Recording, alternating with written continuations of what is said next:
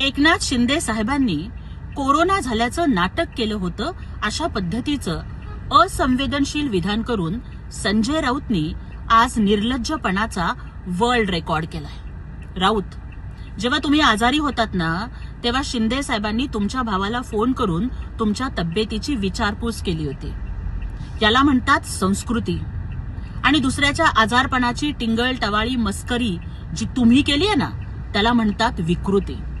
अरे अशा पद्धतीची बेताल टीका करून करून तुम्ही तुमचा गट हा व्हेंटिलेटरवर नेऊन ठेवलाय। आता हा सकाळचा भोंगा फक्त ध्वनी प्रदूषण नाही तर वैचारिक प्रदूषण सुद्धा करू लागलाय।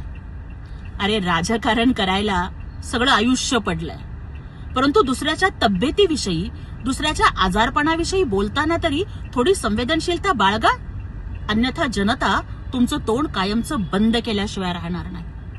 अरे एका बाजूला तुमचे कोमट पाणी सम्राट कोरोनामध्ये फेसबुक लाईव्ह करून लोकांना फुकटचे सल्ले देत होते, तेव्हा स्वतःच्या जीवाची तमा न बाळगता 2 वेळेला कोरोना होऊन सुद्धा एकनाथ शिंदे साहेब जनतेसाठी कष्ट करत होते।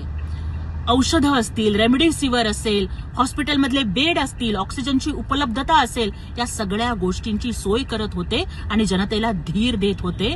हे जनता कधीच विसरणार नाही आणि जनता त्यांच्या पाठीशी खंबीरपणे उभी राहील।